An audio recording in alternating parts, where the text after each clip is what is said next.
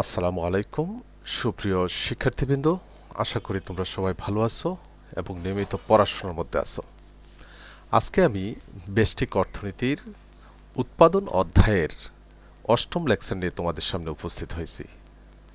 ইতোমধ্যে এই অধ্যায়ের 7টি লেকচার তোমাদের সামনে আমি উপস্থাপন করেছি। আমি বিশ্বাস করি তোমরা যদি এই লেকচারগুলো ধারাবাহিকভাবে দেখে থাকো তাহলে আলোচনাগুলো কিন্তু খুব কঠিন ছিল না, তোমাদের পক্ষে বোঝা সম্ভব। এবং বইয়ের সাহায্য যদি নাও তাহলে তুমি যেভাবেই প্রশ্ন আসুক না কেন তোমার পক্ষে উত্তর দেওয়া সম্ভব হবে। যাই হোক, আজকের পাঠ শেষে শিক্ষার্থীরা মাত্রাগত উৎপাদন বিধিটি ব্যাখ্যা করতে পারবে। একটু কথা বলে রাখি, এই মাত্রাগত উৎপাদন বিধিটি একসাথেও আসে, আবার এই উৎপাদন বিধির প্রকারভেদের যে কোনো একটা অংশ পরীক্ষায় আসে। এটি যেমন এসএসসিতে আসে তেমনি অনার্সের এবং ডিগ্রিতেও এই মানে প্রশ্নটি আসে। এজন্য আমি বলবো, আর প্রশ্নটি অত্যন্ত মজার এবং মানে সহজ। তোমরা যদি একটি অংশ যদি ভালোভাবে বোঝো তাহলে বাকি অংশগুলো শুধুমাত্র ডুপ্লিকেশন করা। যাই হোক, আমরা এখন আলোচনায় চলে যাচ্ছি। মাত্রাগত উৎপাদন বিধিটা আসলে কি একটু লক্ষ্য করো। তার আগে একটু কথা বলে আসি পেছনের দিকটায়। সময়ের ভিত্তিতে উৎপাদন বিধিটাকে দুইটা ভাগে ভাগ করা হয়েছে। একটা হচ্ছে পরিবর্তনীয় উপাদান উৎপাদন বিধি, আরেকটি হলো মাত্রাগত উৎপাদন বিধি। এক্ষেত্রে একটু কথা বলে রাখি, পরিবর্তনীয় উপাদান অনুপাত বিধিটা বা উৎপাদন বিধিটি এটি স্বল্পকালের ক্ষেত্রে প্রযোজ্য, আর মাত্রাগত উৎপাদন বিধিটি এটি হচ্ছে দীর্ঘকালীন উৎপাদন বিধি। তাহলে আমরা এই কাল বা সময়ের ভিত্তিতে এই উৎপাদন বিধিটিকে দুইটা অংশে বিভক্ত করে নিলাম। একটা হচ্ছে পরিবর্তনীয় উপাদান উৎপাদন বিধি, আরেকটা হচ্ছে মাত্রাগত উৎপাদন বিধি। যাই হোক, আজকে আমাদের আলোচনার বিষয় কোনটা? মাত্রাগত উৎপাদন বিধি। এখানে দেখো, এই পরিবর্তনীয় উপাদান অনুপাত বিধিটির কথা কিন্তু আমরা এখানে নিয়ে আসছি যে স্বল্পকালে উৎপাদনকারীর পক্ষে সকল উপকরণের পরিবর্তন করা সম্ভব হয় না। উৎপাদনকারী যদি উৎপাদন বাড়াতে বা কমাতেও চায় তার পক্ষে সব উপকরণের কিন্তু পরিবর্তন করা সম্ভব হয় না। এ সময়ে কিছু উপাদান কি থাকে? স্থির থাকে বা অপরিবর্তিত থাকে, এবং কিছু উপাদান হয় পরিবর্তনশীল। ঠিক আছে? আর যে এই অর্থাৎ এই স্বল্পকালে অন্যান্য উপাদান স্থির রেখে একটি উপাদানের পরিবর্তনের ফলে উৎপাদনের যেই হারে পরিবর্তন হয় তাকে পরিবর্তনীয় উপাদান মানে পরিবর্তন উৎপাদন বিধি বা পরিবর্তনীয় উপাদান অনুপাত বিধি বলা হয়। এখানে একটু ভুল হয়েছে, এটা এখানে প্রতিবর্তনীয় হয়ে গেছে, এটা হচ্ছে পরিবর্তনীয় উৎপাদন বিধি বলা হয়, বা পরিবর্তনীয় উপাদান উৎপাদন বিধি বা পরিবর্তনীয় উপাদান অনুপাত বিধিও বলা হয়। যাই হোক, আমি আবার বলছি, স্বল্পকালে আমরা তো বলছি সবগুলো উপাদানের উৎপাদনকারী উৎপাদন বাড়াতে বা কমাতে চাইলে সবগুলো উপাদানের কি করতে পারে না? পরিবর্তন করতে পারে না। তো এই কারণে বলা হয়েছে যে স্বল্পকালে অন্যান্য উপাদান স্থির রেখে একটি উপাদানের পরিবর্তনের ফলে উৎপাদনের যেই হারে পরিবর্তন হয় তাকে পরিবর্তনীয় উৎপাদন বিধি বলা হয়। এখন যাব আসলে আমাদের আজকের আলোচনার বিষয়। আমরা বলছিলাম মাত্রাগত উৎপাদন বিধিটি হচ্ছে দীর্ঘকালীন উৎপাদন বিধি। এখন লক্ষ্য করো, দীর্ঘকাল হচ্ছে এমন একটা সময় যেই সময়ে উৎপাদনকারীর পক্ষে সকল উপাদানের পরিবর্তন করা সম্ভব। অর্থাৎ এই সময় উৎপাদনকারী উৎপাদন বাড়াতে বা কমাতে চাইলে সবগুলো উপাদানেই একটা আনুপাতিক হারে তার পক্ষে কি করা সম্ভব? পরিবর্তন করা সম্ভব। এই কারণে বলছে, দেখো, দীর্ঘকালে উৎপাদনকারীর পক্ষে সকল উপকরণের পরিবর্তন করা সম্ভব হয়। এ সময়ে সকল উপাদান পরিবর্তনশীল হয়। এক্ষেত্রে কোনো মানে স্থির উপাদানের কি থাকে না? অস্তিত্ব থাকে না, অর্থাৎ কোনো উপাদানই স্থির থাকে না। এখন আমরা সঙ্গে আসি, তাহলে উপরের কথাটাকে তুমি মডিফাই করো, কাজে লাগাও, যে দীর্ঘকালে উৎপাদনকারী উৎপাদন বাড়াতে বা কমাতে চাইলে সকল উপকরণের পরিবর্তন করতে পারে। এখন আসি সংজ্ঞাটা। দীর্ঘকালে উপাদানগুলোকে নির্দিষ্ট অনুপাতে পরিবর্তনের ফলে উৎপাদনের যেই হারে পরিবর্তন হয় তাকেই মাত্রাগত উৎপাদন বিধি বলা হয়। এইখান থেকে এই সংজ্ঞাটা আমি আবার বলছি, তুমি কালটাকে প্রথমে নিয়ে আসো। যে আমি বলছি দীর্ঘকালে যে উপাদানগুলোকে নির্দিষ্ট অনুপাতে পরিবর্তনের ফলে উৎপাদনের যেই হারে পরিবর্তন হয় তাকে মাত্রাগত উৎপাদন বিধি বলা হয়। আবারও বলছি, দীর্ঘকালে উপাদানগুলোকে নির্দিষ্ট অনুপাতে পরিবর্তনের ফলে উৎপাদনের যেই হারে পরিবর্তন হয় তাকেই মাত্রাগত উৎপাদন বিধি বলা হয়। এখন আমরা বলছি মাত্রাগত উৎপাদন বিধি হচ্ছে 3 ধরনের। 1 নম্বরে স্থির মাত্রাগত উৎপাদন বিধি, 2 নম্বরে বলছি ক্রমবর্ধমান মাত্রাগত উৎপাদন বিধি, 3 নম্বরে বলছি ক্রমহ্রাসমান মাত্রাগত উৎপাদন বিধি। তুমি যদি একটাকে বোঝো বাকিগুলোকে তুমি মডিফাই করতে পারবা। স্থির মাত্রাগত উৎপাদন বিধি কাকে বলে? লক্ষ্য করো, এখানে তুমি মনে করো দুটি উপাদানের কথা নিচ্ছি, একটা হচ্ছে শ্রম আর একটা হচ্ছে মূলধন। শ্রম এবং মূলধনটা যে আগে মনে করো 100 একক শ্রম আর 1 একক শ্রম আর 100 টাকার মূলধন তুমি নিয়োগ করছিলা, তখন উৎপাদন পাইছো 10 একক। এখন তুমি 2 একক শ্রম আর 200 টাকার মূলধন নিয়োগ করছো, উৎপাদন পাইছো 20 একক। তাহলে কি হচ্ছে দেখো তো, তুমি উপাদানটাকে দ্বিগুণ করছো, উৎপাদনও দ্বিগুণ হয়েছে। এখন উপাদানকে যদি 3 গুণ করো, উৎপাদনও যদি 3 গুণ হয়, তাহলে এটাই হচ্ছে স্থির মাত্রাগত উৎপাদন বিধি। তাহলে কথাটা কি?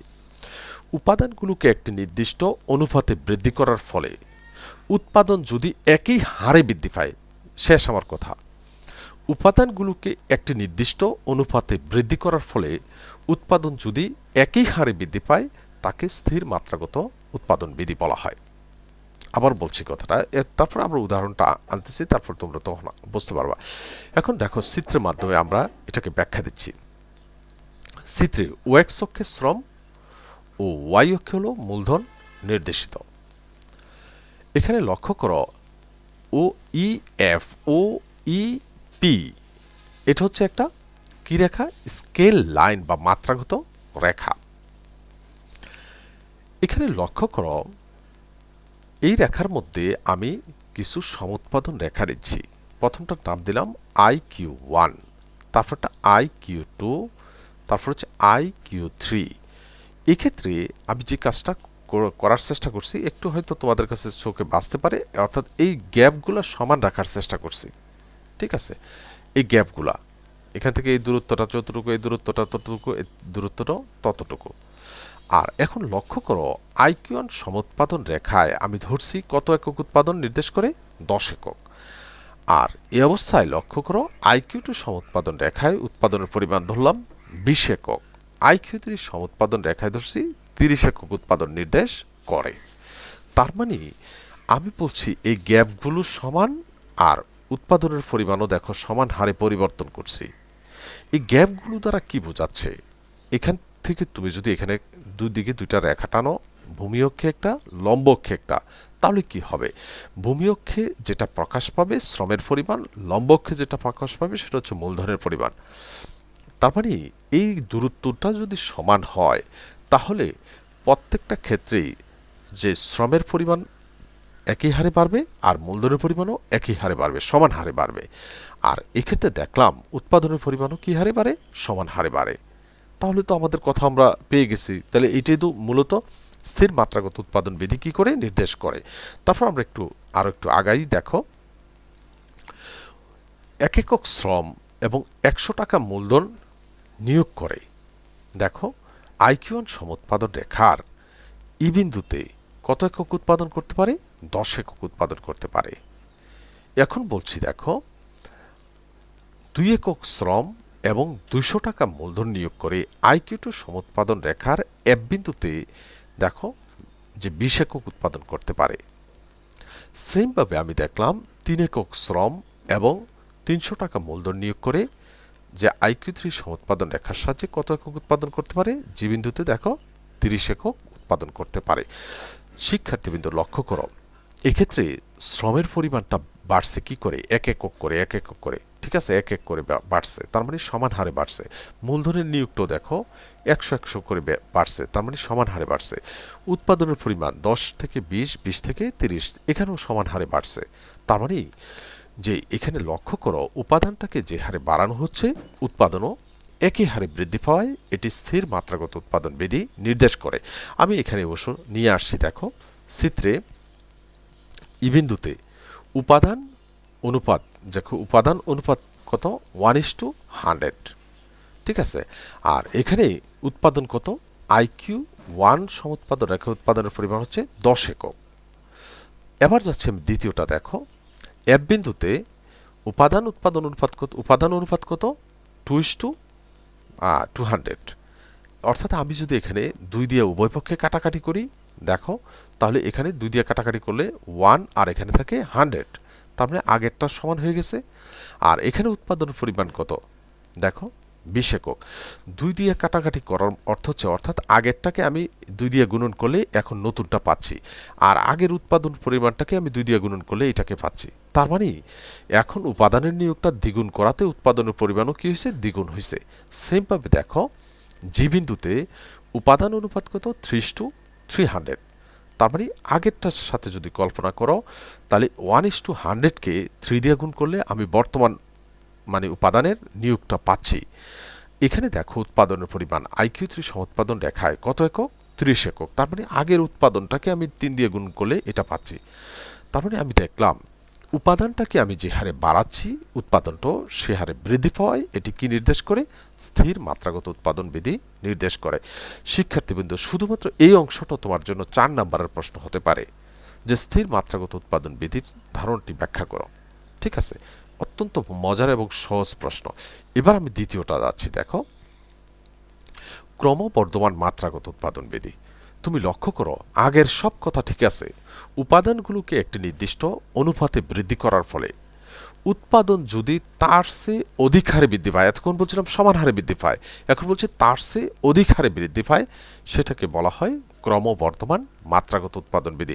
আগের সব কথা ঠিক রাখছি, দেখো উপাদানগুলোকে একটি নির্দিষ্ট অনুপাতে বৃদ্ধি করার ফলে উৎপাদন যদি তার চেয়ে অধিক হারে বৃদ্ধি পায় তাকে ক্রমবর্ধমান মাত্রাগত উৎপাদন বিধি বলা হয়।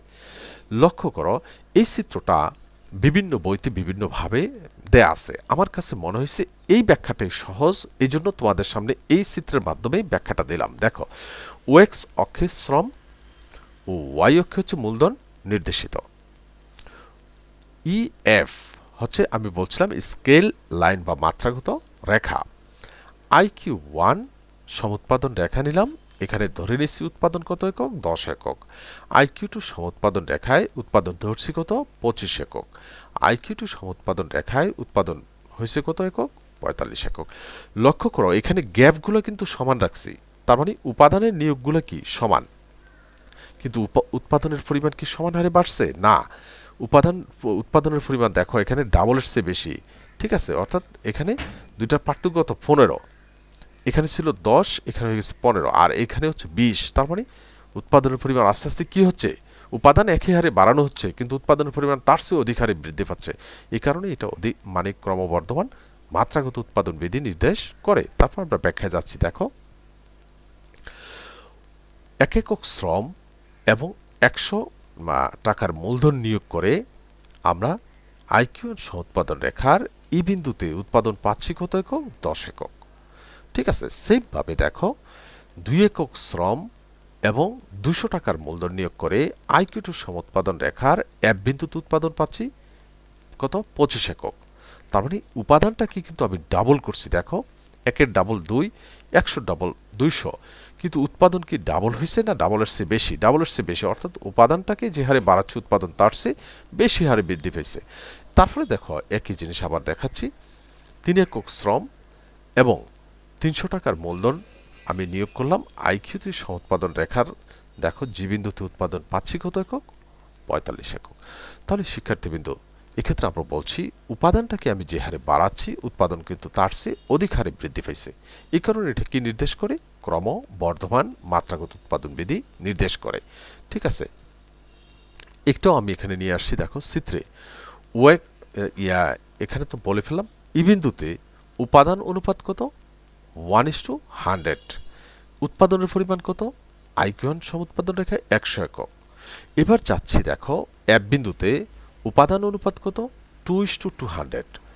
2:200 অর্থাৎ এটাকে যদি আমি প্রথমটার সাথে নিয়ে মিলাই দেখো 1:100কে যদি আমি ডাবল করি তাহলে 2:200 পাচ্ছি। কিন্তু উৎপাদন পরিমাণটা লক্ষ্য করো, আইকিউ2 সমুৎপাদন রেখায় কত একক? 25 একক। এটার ডাবলের চেয়েও বেশি। ঠিক আছে, আমি ডাবল করছি, এটাকে ডাবল করছি, এটা পাইছি, কিন্তু এটাকে ডাবল করলে দেখা যাচ্ছে এই ডাবলের চেয়েও এটা কি বেশি। তারপরে দেখো জি বিন্দুতে উপাদান অনুপাত কত? 3:300। আমি একেবারে প্রারম্ভিকটার সাথে যদি তুলনা করি দেখো 1:100কে যদি 3 দিয়ে গুণ করি তার মানে 3:300, তার মানে 3 গুণ হয়েছে এটা। কিন্তু লক্ষ্য করো উৎপাদনের পরিমাণটা কি? আইকিউ3 সমুৎপাদন রেখায় কত একক? 45 একক। তার মানে 3 গুণের চেয়েও বেশি। তার মানে আমি এখন আমার সিদ্ধান্তে চলে আসতে পারতেছি যে উপাদানগুলোকে যে হারে বাড়ানো হয়, ঠিক আছে, উৎপাদন তার চেয়ে অধিক হারে বৃদ্ধি পাওয়ায় এটি ক্রমবর্ধমান মাত্রাগত উৎপাদন বিধি নির্দেশ করে। আমার বিশ্বাস এবার আমি পরেরটা না বললেও তোমরা নিজেরাই ব্যাখ্যা করতে পারবে। তারপর আমি দেখিয়ে দিচ্ছি দেখো ক্রমহ্রাসমান মাত্রাগত উৎপাদন বিধি। উপাদানগুলোকে একটি নির্দিষ্ট অনুপাতে বৃদ্ধি করার ফলে উৎপাদন যদি তার চেয়ে কম হারে বৃদ্ধি পায়, সমান হারে বৃদ্ধি পেলে বলছিলাম স্থির মাত্রাগত উৎপাদন বিধি, আর অধিক হারে বৃদ্ধি পেলে বলছি ক্রমবর্ধমান মাত্রাগত উৎপাদন বিধি। তাহলে আবার বলো, একটু যদি কম হারে বৃদ্ধি পায় তাহলে সেটাকে বলবো ক্রমহ্রাসমান মাত্রাগত উৎপাদন বিধি। তাহলে আবার বলছি, উপাদানগুলোকে একটি নির্দিষ্ট অনুপাতে বৃদ্ধি করার ফলে উৎপাদন যদি তার চেয়ে কম হারে বৃদ্ধি পায় তাকে ক্রমহ্রাসমান মাত্রাগত উৎপাদন বিধি বলা হয়। ঠিক আছে, চিত্রে দেখো ওএক্স অক্ষে শ্রম ও ওয়াই অক্ষে মূলধন নির্দেশিত। ইপি হচ্ছে স্কেল লাইন বা মাত্রাগত রেখা। আমরা যথারীতি আগের মতোই আইকিউ1 সমুৎপাদন রেখায় 10 একক, আইকিউ2 সমুৎপাদন রেখায় 18 একক, আইকিউ3 সমুৎপাদন রেখায় 24 একক উৎপাদন ধরে নিলাম। এখানেও যথারীতি দেখো এই গ্যাপগুলো কি থাকবে? সমান থাকবে। ঠিক আছে, এখন আমরা বলছি দেখো যে 1 একক শ্রম এবং 100 টাকার মূলধন নিয়োগ করে আইকিউ1 সমুৎপাদন রেখার ই বিন্দুতে 10 একক উৎপাদন করতে পারি। ঠিক আছে, আবার দেখো 2 একক শ্রম এবং 200 টাকার মূলধন নিয়োগ করে আইকিউ2 সমুৎপাদন রেখার এফ বিন্দুতে 18 একক উৎপাদন করা সম্ভব। শিক্ষার্থীবৃন্দ দেখো শ্রমটাকে দ্বিগুণ করছি, মূলধনও দ্বিগুণ করছি, কিন্তু উৎপাদন বাড়ছে, কিন্তু কি দ্বিগুণ হয়েছে? না, দ্বিগুণের চেয়ে কম হয়েছে। ঠিক আছে, সেমভাবে দেখো 3 একক শ্রম এবং 300 টাকার মূলধন নিয়োগ করে আইকিউ3 সমুৎপাদন রেখার জি বিন্দুতে 24 একক উৎপাদন করা সম্ভব। ঠিক আছে, তাহলে এই ক্ষেত্রে দেখা যায় যে উপাদানের নিয়োগটা একই হারে বৃদ্ধি করা সত্ত্বেও উৎপাদনটা কিন্তু একই হারে বাড়ে নাই, বাড়ছে, কিন্তু সেটা কি হারে বাড়ছে? কম হারে বাড়ছে। এজন্য এটাকে বলা হয় ক্রমহ্রাসমান মাত্রাগত উৎপাদন বিধি। দেখো আমি এটাও এখানে নিয়ে আসছি চিত্রে।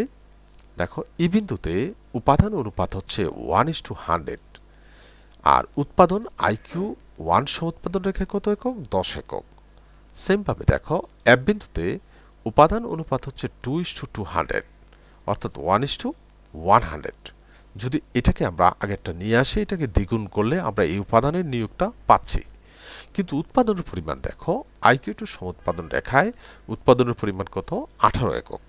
দেখো 10কে যদি আমি দ্বিগুণ করি উৎপাদনের পরিমাণটাকে, তখন এটার চেয়ে কিন্তু বেশি হয়ে যায়। তার মানে উৎপাদন বাড়ছে আমার, কিন্তু দ্বিগুণ হারে বাড়ে নাই, দ্বিগুণের চেয়ে কম হারে বাড়ছে। এই কারণে বলা হয়েছে উপাদানটাকে যে হারে বাড়ানো হচ্ছে উৎপাদন তার চেয়ে কম হারে বৃদ্ধি পায়।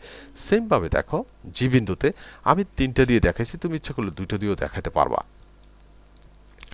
জি বিন্দুতে উপাদান অনুপাত হচ্ছে 3:300। তার মানে আমি যদি প্রথমটার সাথে তুলনা করে একটু বলি, দেখো 1:100 এটাকে 3 গুণ করলে, 3 দিয়ে গুণন করলে এটা পাওয়া যায়। ঠিক আছে, তার মানে যে এখানে উৎপাদনের পরিমাণ কত? আইকিউ3 সমুৎপাদন রেখায় দেখো উৎপাদনের পরিমাণ কত একক? 24 একক। তার মানে দেখো উপাদানটাকে আমি যদি 3 গুণ করলে আর উৎপাদনটাও যদি 3 গুণ হইতো, এটা 30 একক হওয়ার কথা ছিল, কিন্তু উৎপাদন বাড়ছে, কিন্তু সেটা 30 একক হয় নাই, কম হারে বাড়ছে। তার মানে আমরা এখন সিদ্ধান্তে চলে আসতে পারি যে উপাদানগুলোকে একটি নির্দিষ্ট অনুপাতে বৃদ্ধি করার ফলে, যে উপাদান দেখো একটি নির্দিষ্ট অনুপাত আছে, উপাদানগুলোকে একটি নির্দিষ্ট অনুপাতে বৃদ্ধি করার ফলে উৎপাদন যদি তার চেয়ে কম হারে বৃদ্ধি পায় সেটাকে বলা হয় ক্রম হ্রাসমান মাত্রাগত উৎপাদন বিধি। আজকের আলোচনা মূলত আমাদের এতটুকুই ছিল। এই আলোচনা থেকে আমরা যে প্রশ্নগুলো পেতে পারি, দেখো অতি সংক্ষিপ্ত প্রশ্ন, আমার বিশ্বাস তোমরা এখনই আনসারগুলো দিতে পারবে। মাত্রাগত উৎপাদন কাকে বলে? মাত্রাগত উৎপাদন বিধিটি কোন কালের জন্য প্রযোজ্য? স্থির মাত্রাগত উৎপাদন বিধি কাকে বলে? ক্রমবর্ধমান মাত্রাগত উৎপাদন বিধি কাকে বলে? এগুলো কিন্তু সংক্ষিপ্ত প্রশ্ন হিসেবে আসে। ক্রমহ্রাসমান মাত্রাগত উৎপাদন বিধি কাকে বলে? ঠিক আছে, এখন সংক্ষিপ্ত এবং বড় প্রশ্ন। যদিও আমি একটি প্রশ্ন নিয়ে আসছি, মাত্রাগত উৎপাদন বিধিটি ব্যাখ্যা করো, কিন্তু আমি বলছি এই প্রশ্নটার 3টা অংশের যে কোনো একটা অংশ 4 নম্বরের জন্য চলে আসে। ঠিক আছে, তো এই ছিল মূলত আজকের আলোচনা। তোমরা সবাই ভালো থাকো, সুস্থ থাকো এবং নিয়মিত পড়াশোনার মধ্যে থাকো। ধন্যবাদ সবাইকে।